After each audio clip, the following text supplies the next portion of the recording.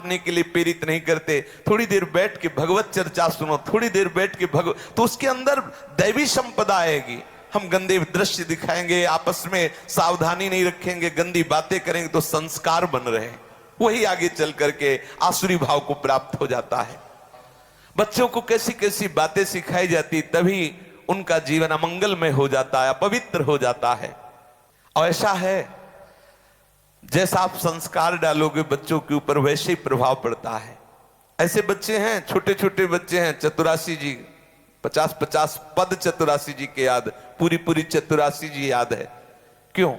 उनको ऐसे संस्कार मिले, उनमें रुचि हो गई। अगर गंदे संस्कार दोगे तो गंदी भावनाएं प्रकट होंगी। ये बहुत ध्यान देने की बात है। सब माता पिता को चाहिए कि बच्चों में दैवी संपदा के संस्कार डाले, वो आगे चलकर धर्मात्मा पुरुष बने, देशभक्त बने, भगवत भक्त बने, माता पिता के भक्त बने। ऐसे उनमें पवित्र संस्कार डालिए।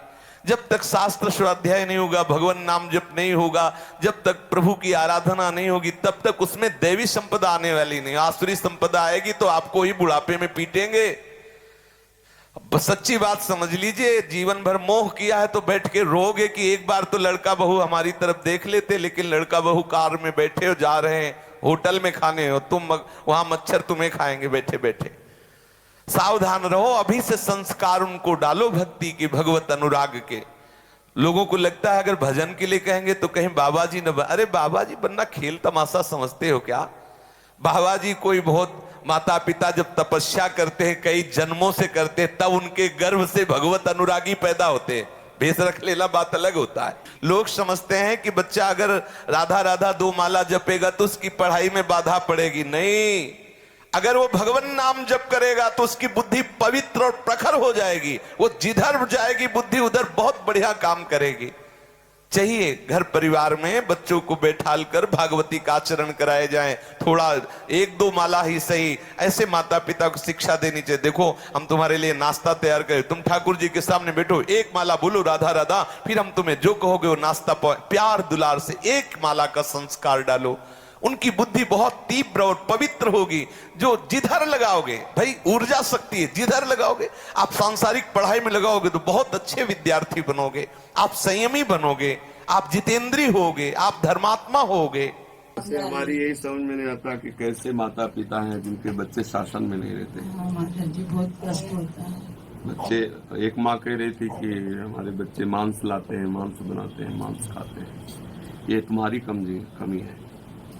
हमारे प्यार और हमारे शासन में इतनी सामर्थ्य होनी चाहिए कि हमारे बच्चों का मतलब होता है जैसे कुम्हार चाक में रख करके मिट्टी को रूप देता है ना, माता पिता वही हैं, कुम्हार हैं। बच्चे को जैसा चाहे, गर्भ में उपदेश मिला प्रहलाद जी को नारद जी का तो महान भक्त बन गए।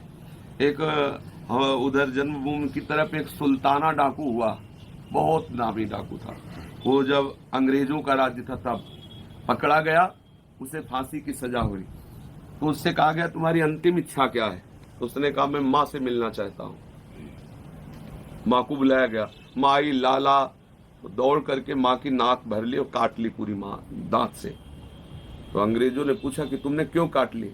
बोले जिस समय हम स्कूल में जाते थे एक पेंशन चुराई थी, अगर उसी समय माँ थप्पड़ मार देती, कहती है बहुत गलत कार्य है, तो मैं आज फांसी पे न चढ़ता। मेरी माँ ने कहा बढ़िया, भले ले आए, लिखने के काम आएगी। मेरा उत्साह बढ़ा और मैं डाकू बना और आज मैं फांसी में चढ़ा, उसका कारण मेरी माँ है। नाक काट ली अपनी माँ की। तो अगर माता पिता सतधर्म परायण होकर साथ, मेरा बच्चा कहता प्याज खाएंगे, मेरा बच्चा कहता शराब पीते हैं, मांस खाएंगे, तो मेरा बच्चा जो कहे उसकी प्रसन्नता के लिए हम उसे छूट देते चले जाए। तू मेरे घर में तभी प्रवेश होगा जब ऐसे आचरण वाला होगा।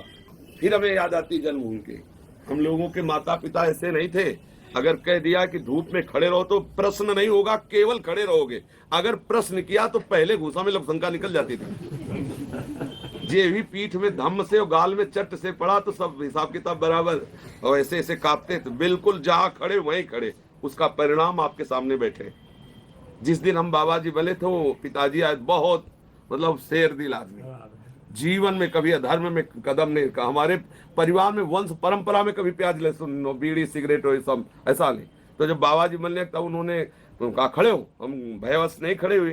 13 वर्ष के थे तो चिकने गाल और एकदम छोटे थे। हम कहा भाई पिटाई डट के, और हिम्मत करके चुपचाप बैठे रहे, जो होगा सो। खड़े हो, बिल्कुल वो कठोर शासक थे। खड़े, तो हम बड़े भैया कहते थे उनको, पिताजी को, क्योंकि चाचा बड़े भैया कहते थे ना, तो सब परिवार के जन। तो हम कहा बड़े भैया चाहे मार डालो, हम घर नहीं जाएंगे, हम बाबा जी बनेंगे। तो बहुत प्यार दृष्टि से देखा। तो उनका सच्ची बात, हम कहा चलो, हम कहा कह दिया घर नहीं जाएंगे चाहे मार डालो। तो उनका नहीं, यहाँ नहीं बैठना, हम तुम्हें संत के पास ले जाएंगे, वे तुम्हें संत बनाएंगे, हम घर नहीं ले जाएंगे।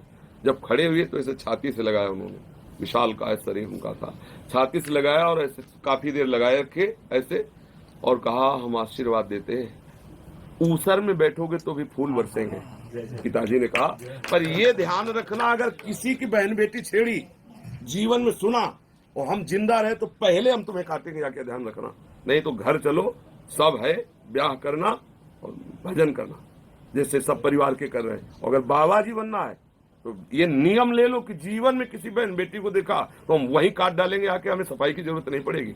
सोच लो अभी, हम कहा जीवन में तुम्हें कभी शिकायत नहीं मिलेगी। ले गए, जो गुरुजी ने हमें स्वीकार किया, उन गुरुजी से संत जन आते रहते थे, तो उन्होंने जे देखा तो पिताजी से कहा कहो पांडे कैसे आए, पांडे परिवार में जन्म हुआ।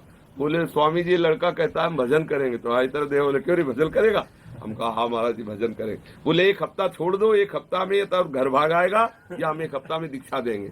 एक हफ्ते उन्होंने हमारी कड़ी परीक्षा ली और बड़ी कठिनता की सब सेवा और डांट फटकार सब। एक हफ्ते बाद घर सूचना भिजवा दी कि ये संत बन जाएगा, और उन्होंने दीक्षा दी। और ऐसा अगर माता पिता शासन में बच्चे को न रखे और छूट दे दे तो वही तो चोर बनते हैं, वही गंदे आचरण वाले बनते हैं। ऐसा कैसे कि हम अपने धर्म को भ्रष्ट कर दे, माता पिता अपने धर्म को नष्ट कर दे बच्चे की प्रसन्नता के लिए। हमें तो ये बात समझे में नहीं आती। आपके बच्चे हैं और आपकी अनुमति के बाहर, ऐसा हमारी समझ में, क्योंकि हम ऐसे परिवार में जन्मे कि वहां अनुशासन ही जीवन था।